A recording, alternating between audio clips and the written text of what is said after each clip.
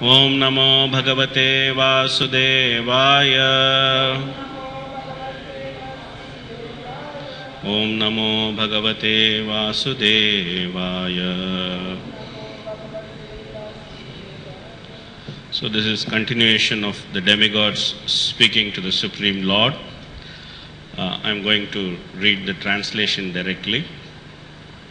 Translation and purport by His Divine Grace Abhay Charnara of the Bhaktivedanta Swami Srila Prabhupada Ki Jai.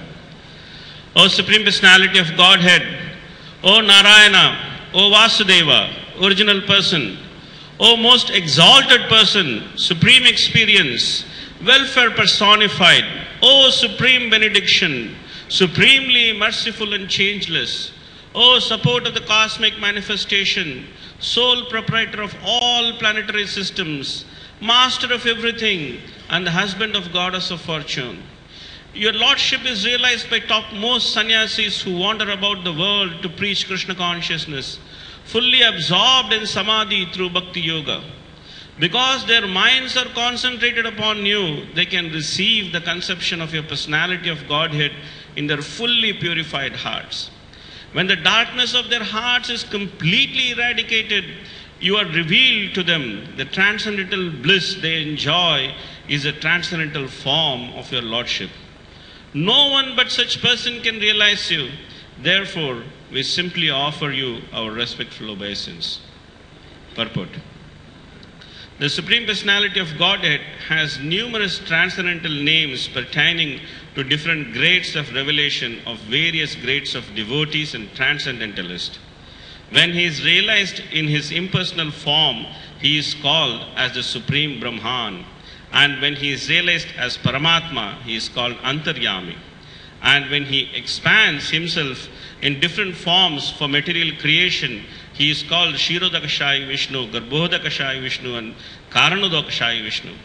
When he is realized as Vasudeva, Sankrishna, Pradyumna, and Aniruddha, the Chaturvyuha, who are beyond the three forms of Vishnu, he is the Vaikuntha Narayana.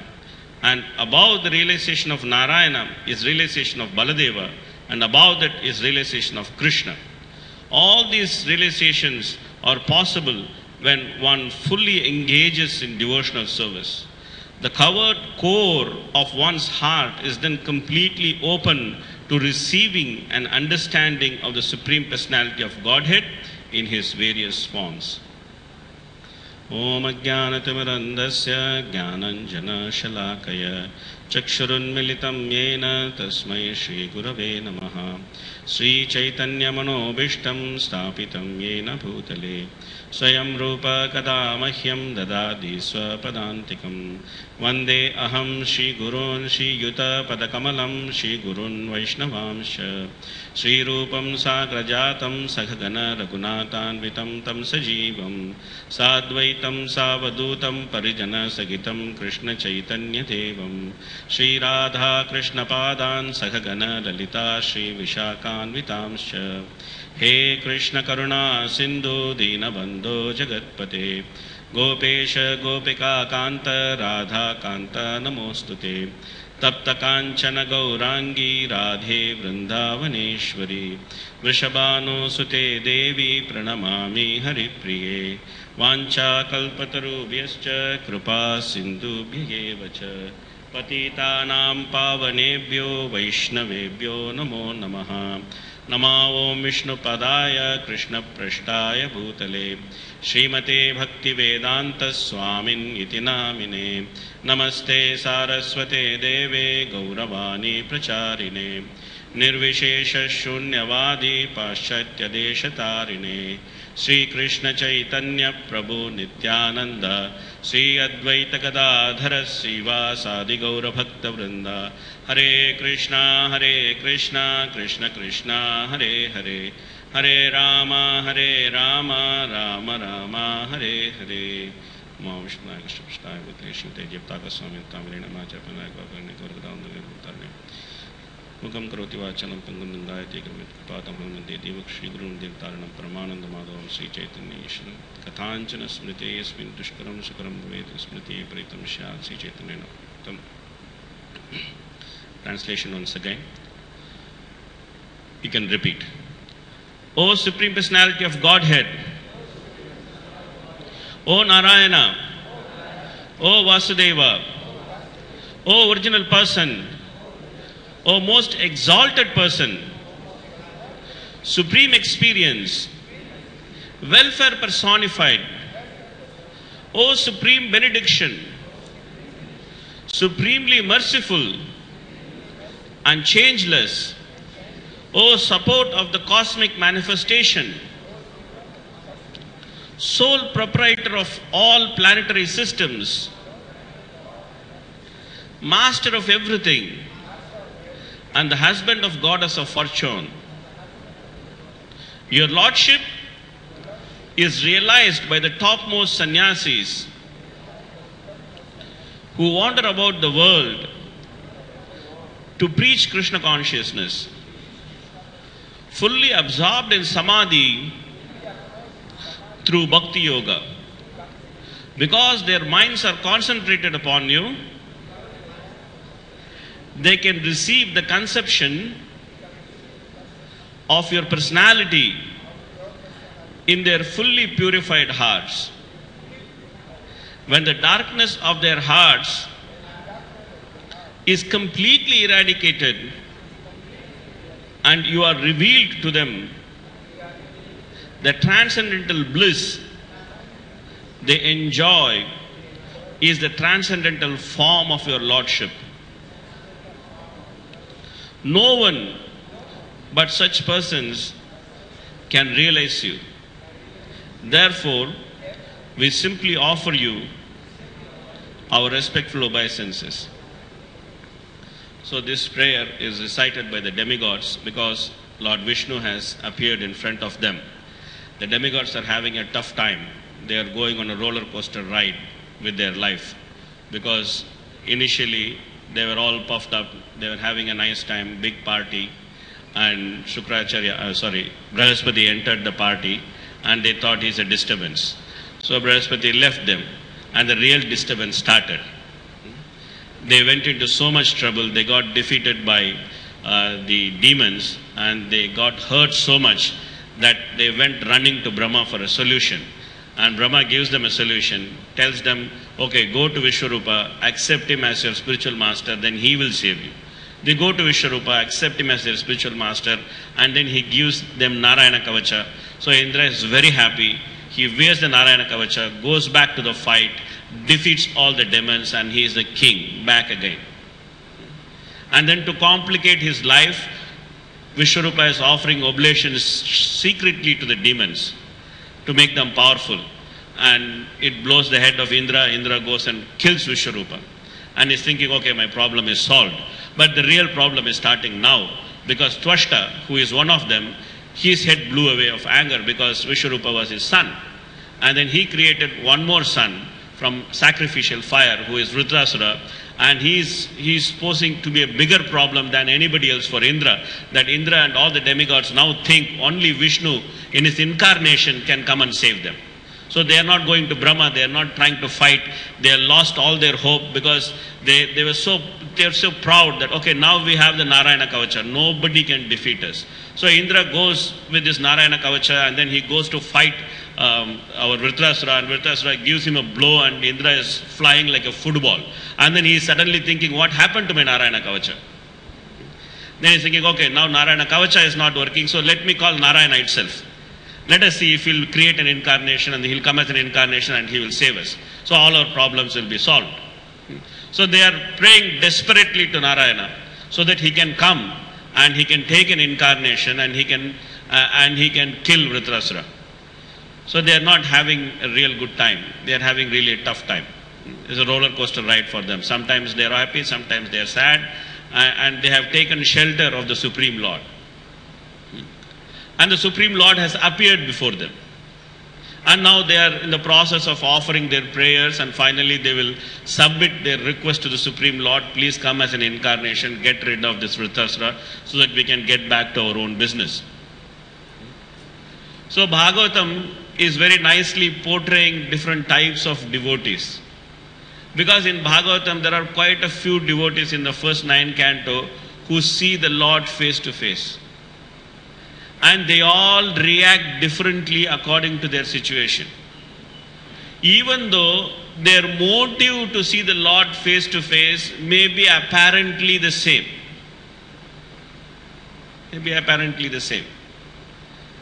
Previously we saw Dhruva, he also had some material motive to see the Lord face to face.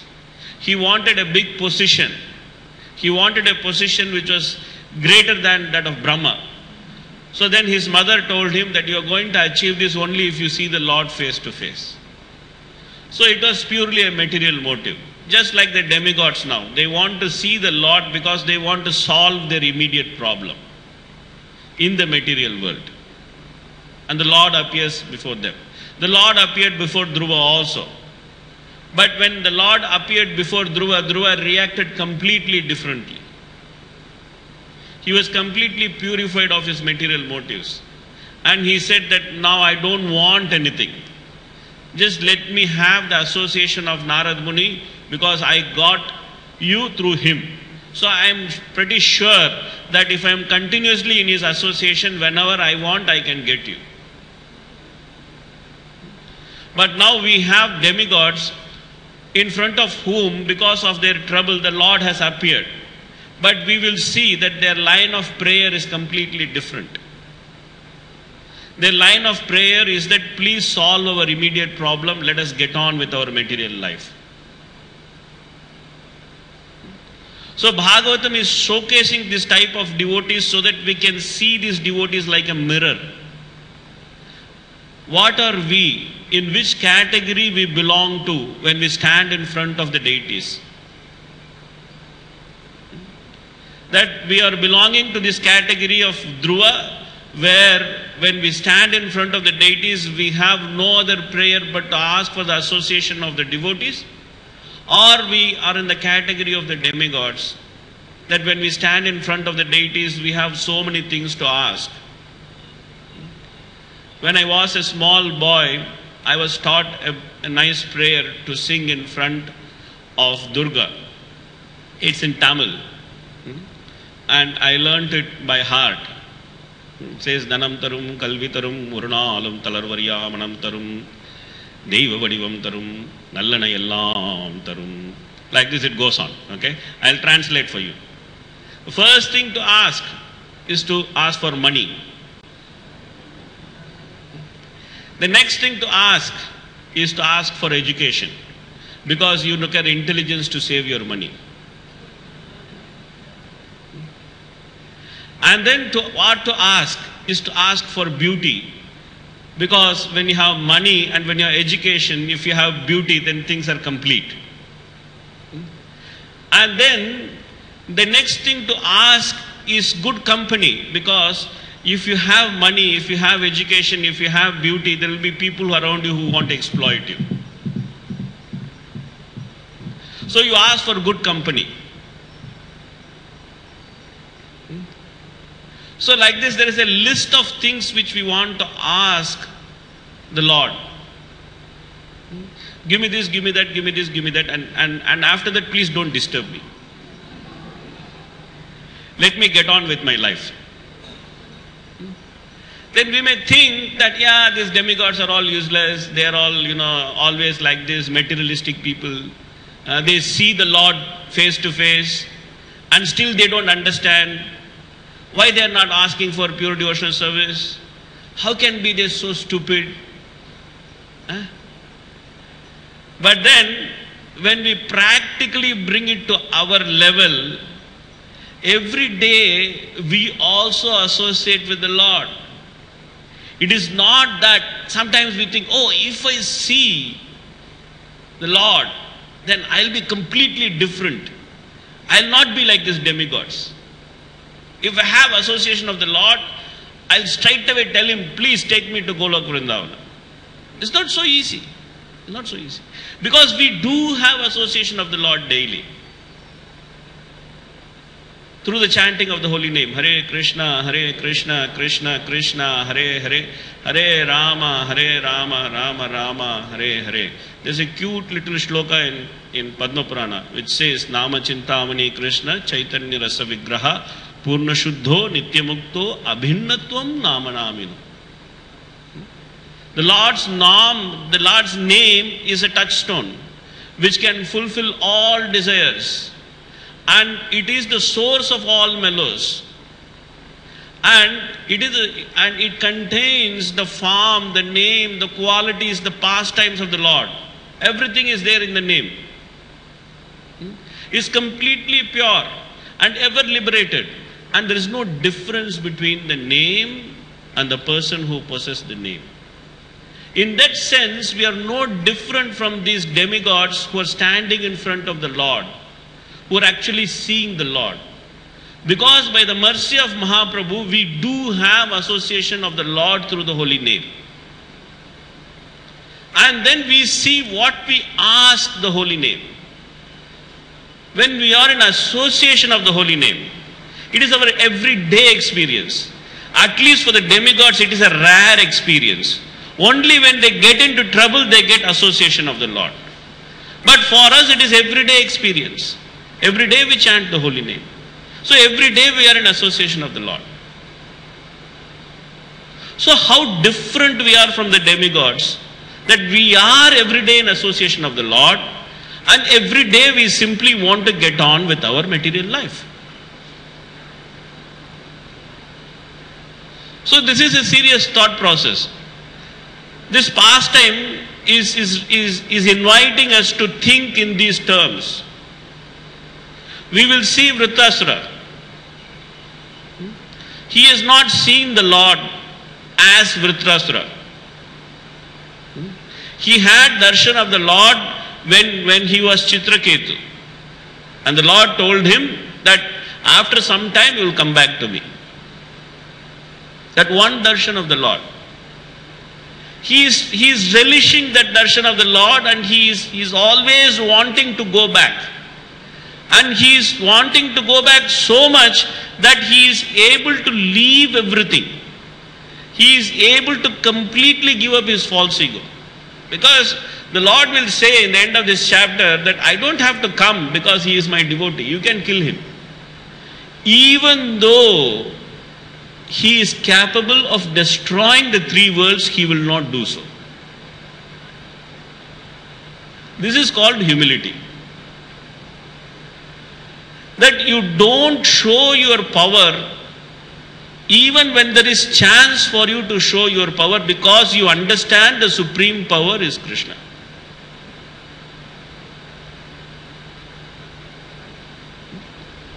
So the point which this pastime is trying to make to us is trying to put us in focus as to what we are doing with our life. What is the opportunity which we have and how we are utilizing that opportunity. So what is the problem? That why we are not able to utilize this opportunity?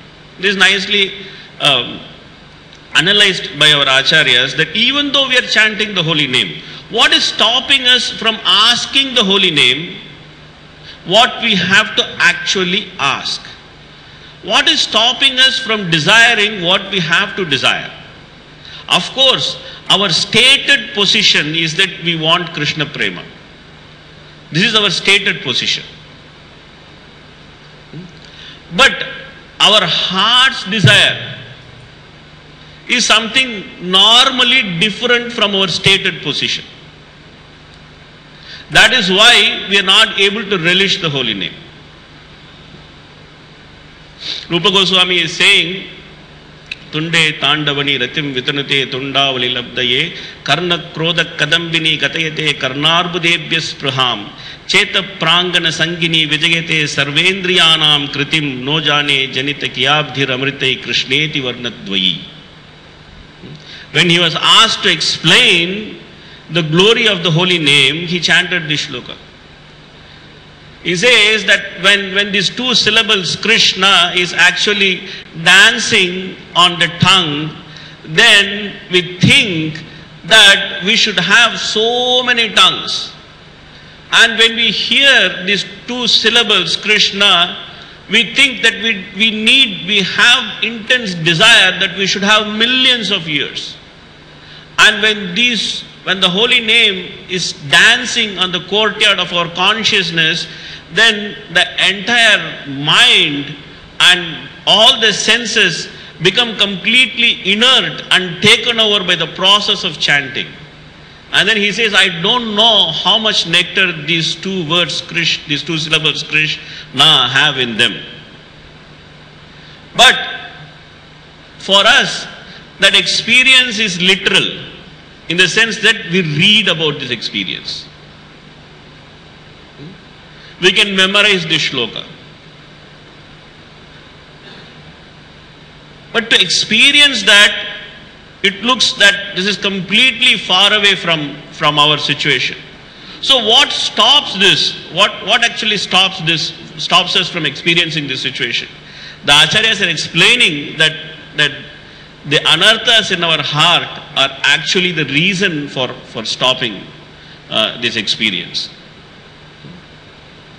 And the anarthas are explained as 4 different topics, out of which I will deal today with only one topic because of paucity of time, which is called as Tattva Vibhrama, or the illusion of understanding truth. So this anartha of the illusory understanding of truth has 4 different topics, it is divided into 4 topics as Swatattva Vibhrama, or illusory understanding of one's own position, Paratattva Vibhrama, or illusory understanding of the position of the Supreme Lord, Sadhya Sadhana Vibhrama, or the illusory understanding of the goal of life and the process to achieve this goal of life, and then Maya Vibhrama, and the illusory understanding of the position of Maya. This is very, very relevant for us to understand that why or what is stopping us from connecting with the holy name. The first topic is Swatattva Vibhrama, or illusion of one's identity. We may say that I am not in illusion of my identity because I studied Bhagavad Gita in the New Bhakta program, and I know from that time that I am not this body but I am a spirit soul. Yes, we all have this understanding that we are not this body, we are a spirit soul. There is no denial about it. But in the process of understanding that we are a spirit soul, we are also going through an evolution where we are having different identities. Many of us, we had some very high motivation when we joined this movement. And most of us wanted to become pure devotees. But are we practicing pure devotional service? Is it our day-to-day life? Is our assessment of ourselves accurate? Or just because we spent many years in the movement, we have automatically assumed the title of senior devotee? Or we think that I have taken initiation now, I am Madhyamadikari.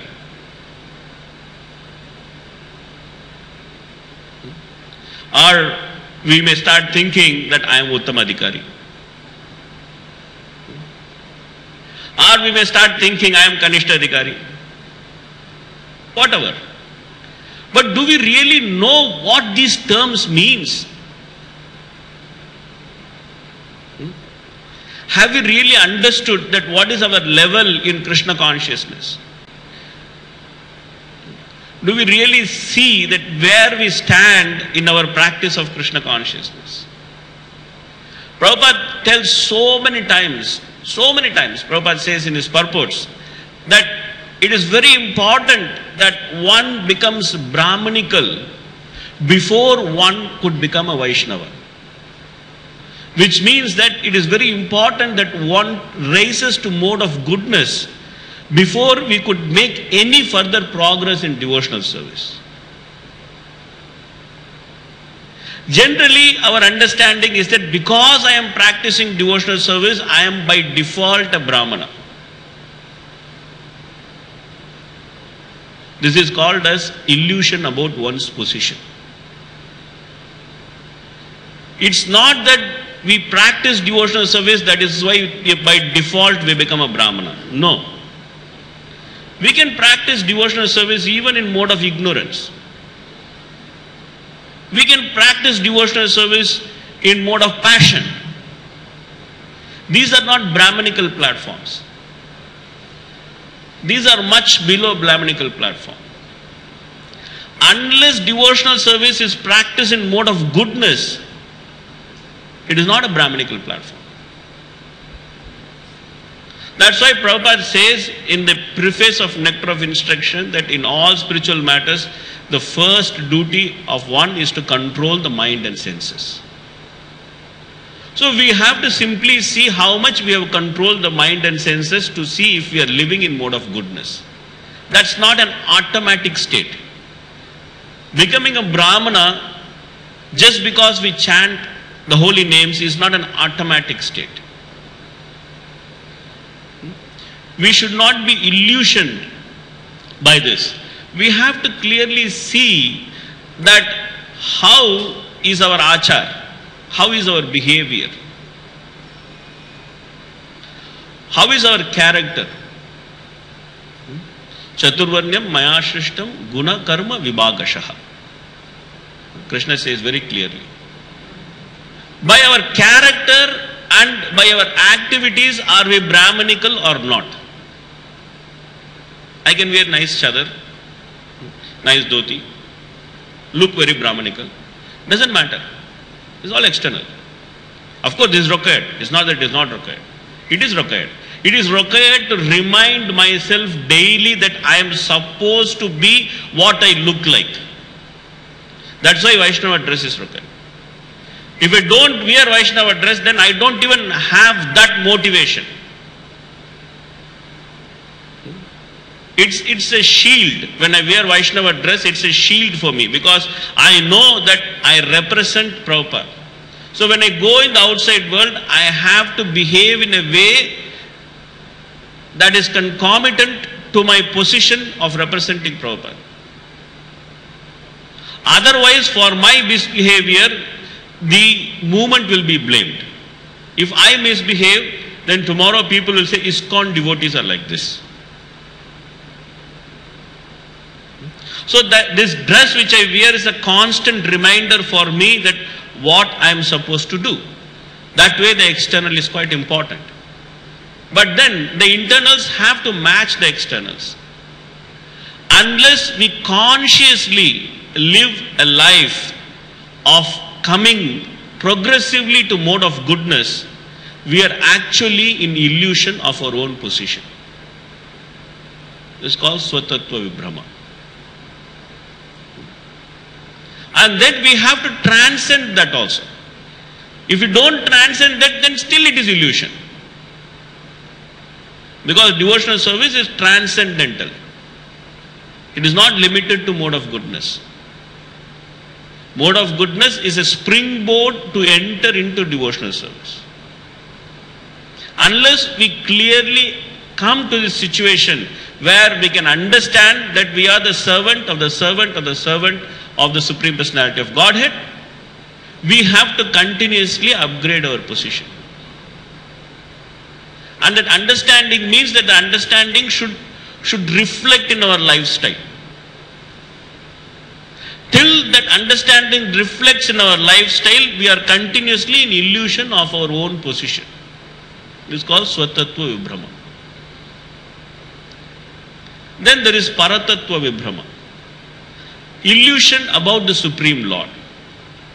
Then we may challenge that we are in no illusion about the Supreme Lord.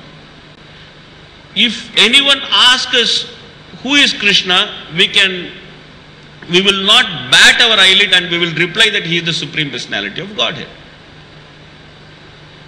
Yes, true. We will not bat our eyelid, we will reply that he is the Supreme Personality of Godhead. But the question comes that have we understood what it means to accept Krishna as the Supreme Personality of Godhead? Every day we recite a prayer. Ashlishava padaratam pinashtamam adarshanan marmahatam karotuva yada tada va vididhata lampato matprananatastu sayeva naparaha. And there is a beautiful explanation of this prayer, that may the Lord embrace me, or He may kick me away, He may come in front of me, or He may disappear from me. Still, in all positions, He remains my master. Now let us take a simple position of not the Lord kicking us away, but somebody else, our neighbor, kicking us away. Let us not go up to the Lord and tell that, oh Lord, please kick me. So when the neighbor kicks us away, then immediately we become so disturbed. We think that this fellow is kicking me, I don't deserve this. Which means that we don't accept Krishna as Supreme Personality of Godhead. The moment we start thinking that I don't deserve what I am going through, then directly we are challenging the supremacy of Krishna. This is called as Paratattva Vibhrama. That every time we start thinking, I don't deserve what I am going through. I am such a great personality, I don't deserve to stand in queue to take Sharanamrita.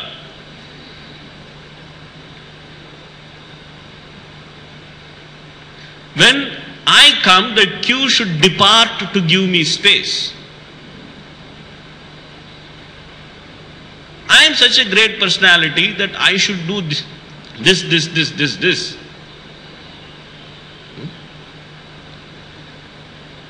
So, when we think that whatever happens in my life, I don't deserve this experience, we are actually in illusion about the position of the Supreme Personality of Godhead. This is what the demigods are thinking now. We don't deserve to be thrown out by Vritrasura. We are the appointed servants of the Supreme Lord. The Supreme Lord is bound, duty bound to protect us. Let us call Him and remind Him of His duty. Take an incarnation and protect us. Does it sound very familiar?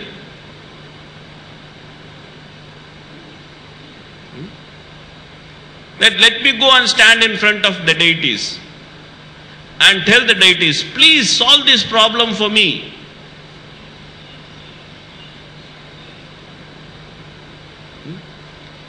So this is called as the illusion about the understanding of the supremacy of the Lord.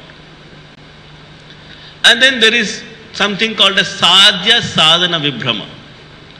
That is the illusion about our goal and the process to achieve this goal. Again, we may very clearly say that we have no illusion about our goal. Every day we chant what is our goal. Every devotee who claims to be a Vaishnava must guard against these 10 offenses in order to quickly achieve the desired success of life, which is Krishna Prem. This is our goal. We know this. There is no illusion about this goal. This is theoretical. But what is practical? We have multiple goals in Krishna consciousness practically. What about becoming famous? What about making some money by the side? What about building an apartment block in Mayapur? What about buying some land in the Holy Dham? What about having a flat in Mayapur, in Vrindavan, in Puri, in Srirangam? Everything is devotional, you see. Everything is devotional.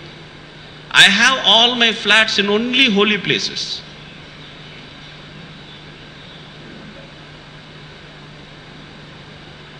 Sadhya Sadhana Vibhrama. That why I came to Krishna consciousness, what I end up doing in Krishna consciousness.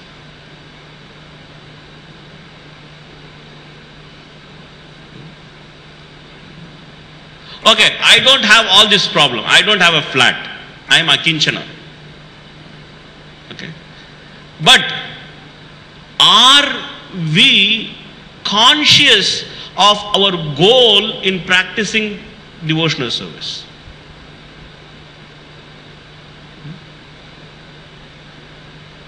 When Rupa Goswami defines sadhana bhakti, he defines the process and the goal of sadhana bhakti. He says that sadhana bhakti is a process which is performed by engaging the senses in the service of the Lord. This is the process of performing sadhana bhakti. The goal of sadhana bhakti is also clearly defined along with the process. The goal of sadhana bhakti is the arousal of bhava bhakti. He says, Kriti sadhya bhavet sadhya sabhakti sadhana vida nitya siddhasya bhavasya prakatyam iti sadhyata. This is why we perform sadhana bhakti. That nitya siddha bhava has to arise in the heart by the process of performing sadhana bhakti. This is the goal of sadhana bhakti. This is why we chant Hare Krishna. This is the immediate goal of sadhana bhakti. And the process of achieving this is offenseless chanting of the holy name, Hare Krishna, Krishna Krishna, Hare Hare, Hare Rama, Rama Rama, Hare Hare. That is why every day we have to revise the 10 offenses. Because that is our process. We should know every day that this is what we are supposed to achieve. And the symptoms of achieving this also is clearly given by Rupa Goswami. It is a measurable symptom. Nowadays in ISKCON, it all should be corporate style. We have to have smart goals. Specific, measurable, achievable, blah, blah, blah. All that. Smart goals. It's a corporate term. Have smart goals. This is Rupa Goswami's set of smart goals, which he gives for a person in bhava. The first symptom of a person in bhava is avyartha kalatvam. That he does not waste even a second outside Krishna consciousness. Very specific, very measurable, very much understandable by us. We can clearly see how much time we are spending in Krishna consciousness, how much time we are spending away from Krishna consciousness. Then, Shanti. That means being peaceful in disturbing circumstances. Not being peaceful in peaceful circumstances. That everybody can be. I can be very peaceful in Bhagavatam class because it's a very peaceful circumstance. But can I be very peaceful in Bhagavatam class when somebody is sitting and nagging besides me? This is the question. Peaceful in disturbing circumstances. It's called Shanti. This is the next symptom of a person in bhava. The third symptom of a person in bhava is virakti, which means that detachment when there is cause for attachment. You understand this? Detachment when there is cause for attachment.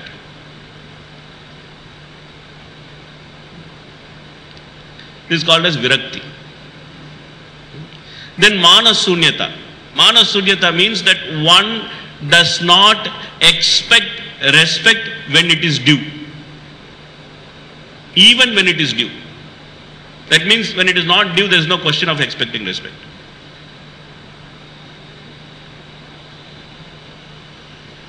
Then the next symptom of a person in bhava is asabadha. That irrespective of anything, he always has hope that he will achieve his goal of chanting the holy name purely without offense. It's called asabadha. So we saw manasunyata, we saw asabadha. Samutkanta.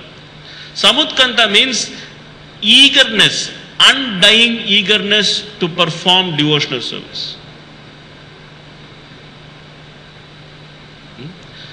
Constantly increasing eagerness to perform devotional service. Many times we keep performing one service, after some time we get bored, and then we say we should change our service. I need a change of service. But Samutkanta is that whatever you do, whatever insignificant thing you do, but constantly your eagerness is increasing to do the same thing. It's called Samutkanta. And then there is Namagane Sadaruchi, that always there is an increasing taste for chanting the holy name. And there is an increasing taste for increasingly chanting the holy name.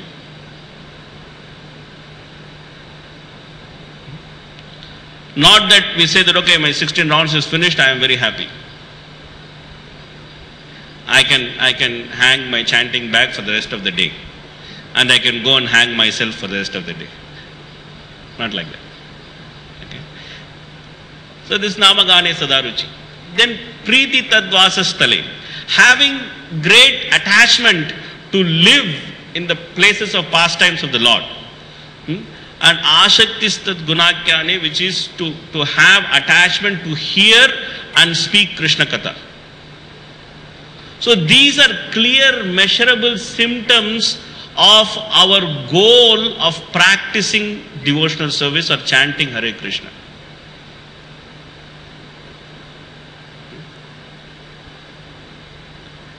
So when this goal is not in our front every day, then that means we could easily be illusioned about what is our goal and what is the process of achieving this goal.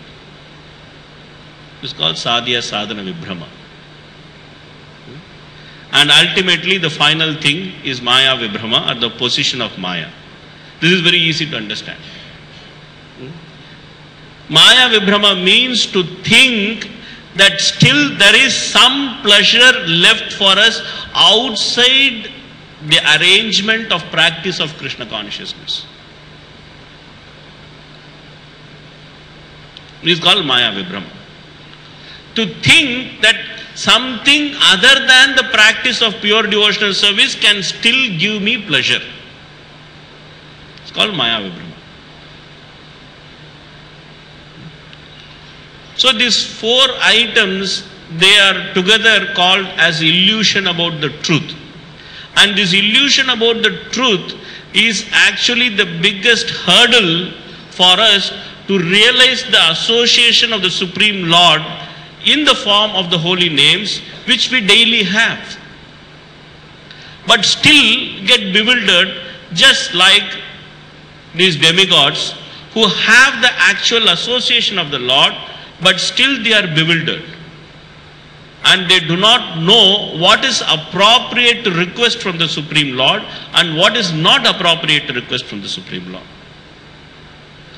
So this pastime is like a mirror, as I said before, for us to check where we are. Vritrasura's pastime is like a mirror, because in Vritrasura's pastime there are different types of devotees who come into play. And there are different types of sentiments and different types of motives which are expressed. We have devotees like the demigods. We have devotees like Dadinchi, who gives up his whole body.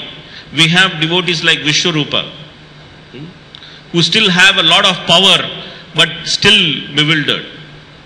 So we have, and as a crown jewel, we have Vritrasura himself, who is actually, when Prabhupada describes the relationship between Vritrasura and Indra, Prabhupada makes a comment that in this fight, actually the demigod or the Sura is Vritrasura and the Asura is Indra.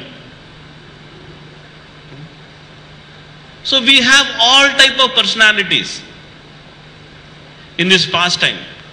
So it's very easy to reflect ourselves on the different personalities and their motives in this pastime. And then see where we are and where we have to go. As long as we are able to do this reflection, then there is some real learning which we take away from this pastime of Vritrasura. I'll stop here. Thank you. I'll take some questions or comments. Yes, bro. Yeah. Hare Krishna. Thank you, Prabhuji, for giving this so wonderful eye-opening classes about the self-devotion service. So my first question is, as you told that it's really hard to keep oneself in mode of goodness all the time. And that is the platform where we can perform our devotional service nicely. So first question, how we can keep ourselves in mode of goodness. And second question about the prayers. The devotees, sometimes they are in difficulties and they pray to the Lord for protection and so they can do their devotional service nicely. So as you told that devotee, they should be not asking something for himself. It's totally like any self-motive. So how we can reconcile this concept? The first thing is how to come to mode of goodness is to do two things. It's explained nicely in Bhagavatam. Nashtaprayashu abhadreshu nityam bhagavata sevaya bhagavati uttama shloke bhaktir bhavati naishtiki. Okay. So that is the formula for coming to mode of goodness. That we do nityam bhagavata seva, which means that we serve the book Bhagavatam and we serve the person Bhagavata daily and constantly. So first daily and then constantly. So this daily and constant service is what is the formula to bring us to mode of goodness. So there is no other shortcut for coming to mode of goodness. It's not by some other process we can come to mode of goodness. This is already explained in 6th canto. Tapasa brahmacharyena samena damenacha tyagena satya sochapyam yamena niyamena va. This is not possible by this process of going through various systems. It's simply possible by the performance of devotional service. Kechit kevalaya bhaktya vasudeva parayanaha agam dunvanti karshneya niharam iva bhaskaraha. That whole discussion in 6th canto beginning about Ajamila, before Ajamila's pastime, where Sukadeva Goswami clearly explains that to give up sinful activities, one has to take up pure devotional service. So the process of pure devotional service or sadhana bhakti is the process by which we can come to the platform of goodness and go on. That's why we say that in devotional service, the means is also devotional service and the end is also devotional service. Okay. So constant practice or conscious practice of pure devotional service is the means by which we can come to mode of goodness. That's one aspect of your answer. The second aspect of your answer is that, yeah, you can pray for the protection of your devotional service. There's nothing wrong in that. But prayer for protection of material desires or material facilities is definitely wrong. Or prayer for the protection of one's position is wrong. Because sometimes we may think that my position is important for me to perform devotional service. It's not true.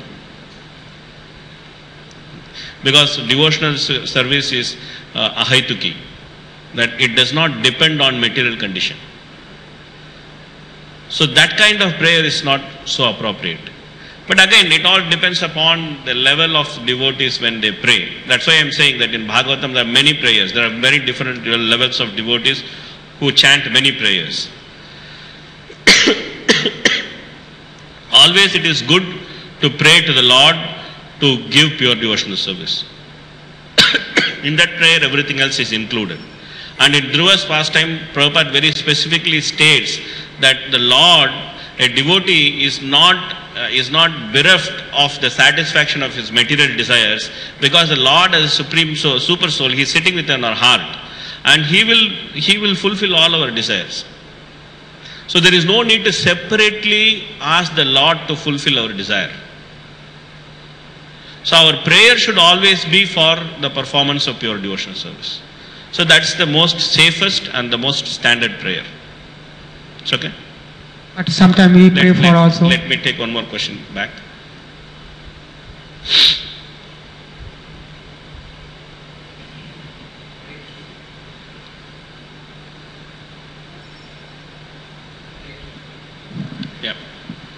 Yeah. Thank you for the wonderful class. Prabhu, in your class you mentioned about dress, for a devotee, Yeah. the symptoms of a Vaishnava, Yeah. and its benefit in influencing others and also oneself. Yeah. In the Bhagavatam, Prabhupada, in the introduction, the preface, he talks about that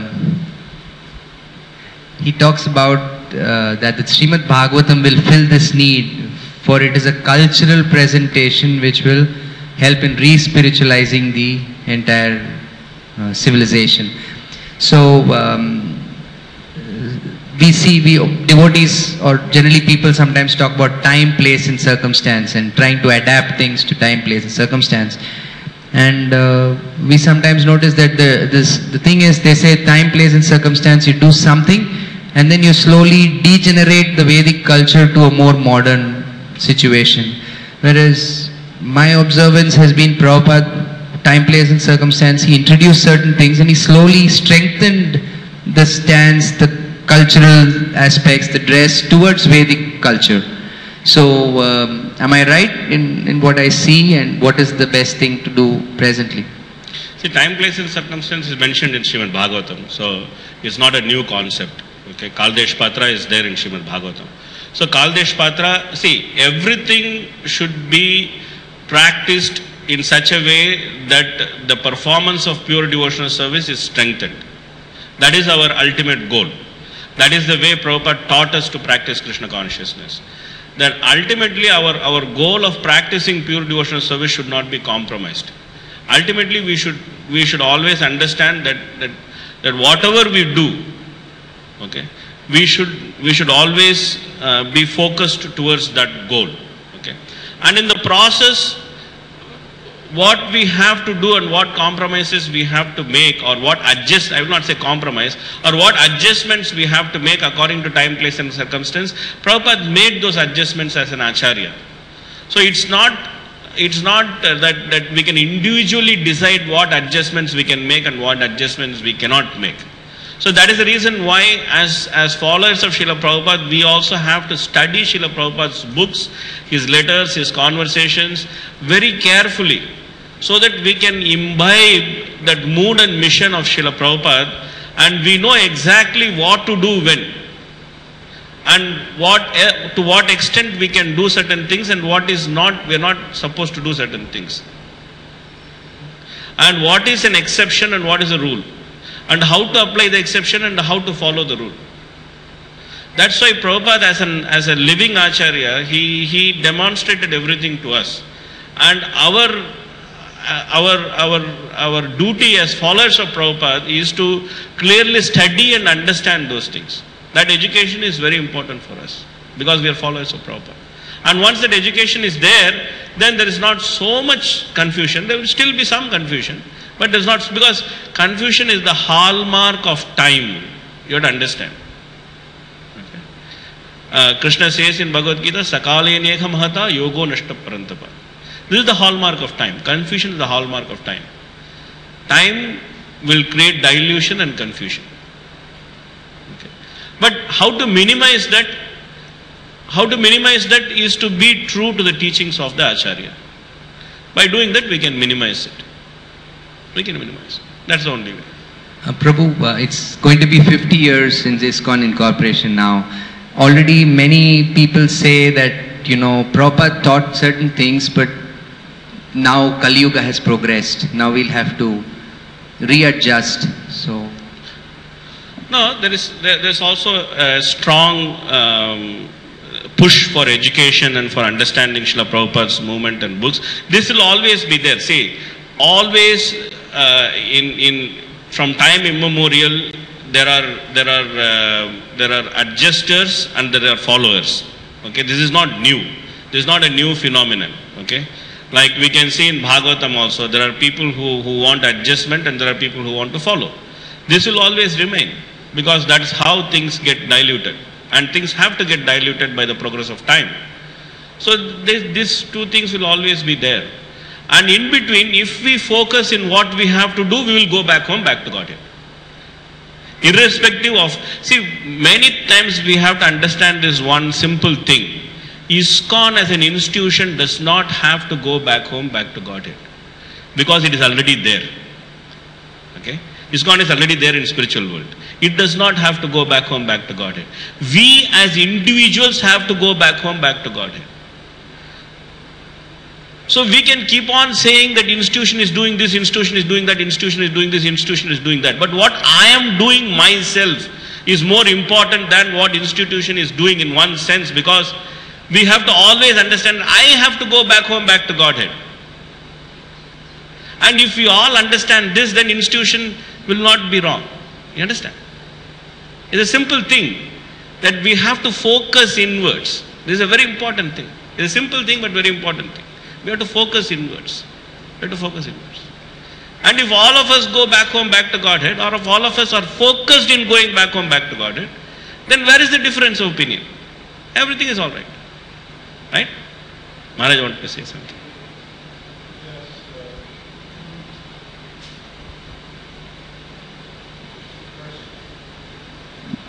First, I want to thank you for this very wonderful class. I've been listening on the radio while I do my Didi Seva, so I came over to say, oh, who is speaking so nicely?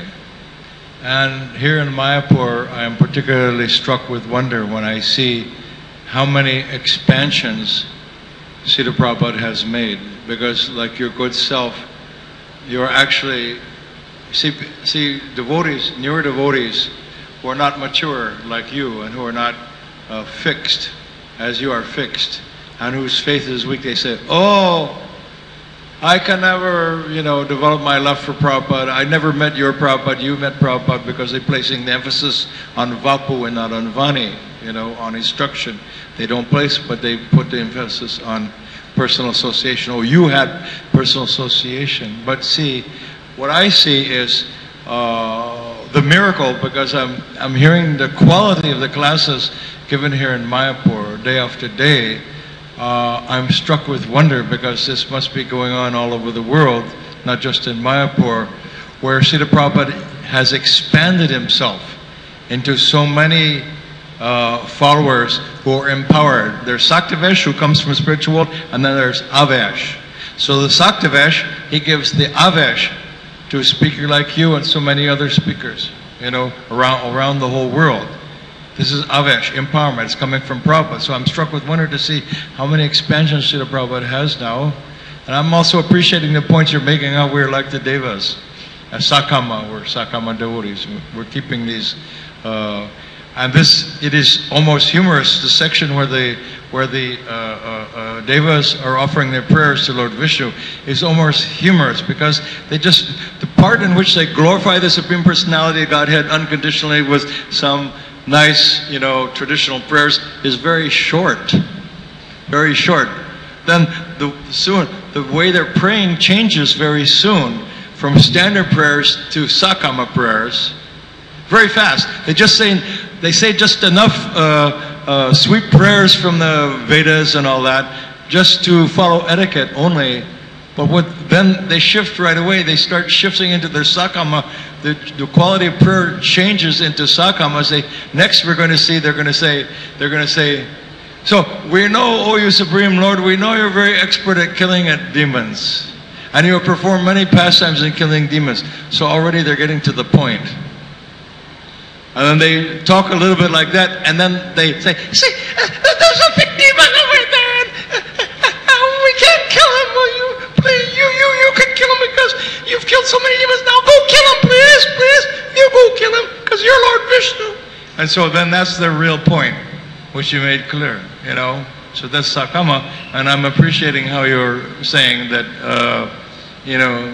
we've got all these seeds like that, of the same Sakama tendency, to not go for pure devotional service. But that question that Prabhu asked you about, how can we become transcendental? By strictly following Acharya. It is more difficult for householders, clearly.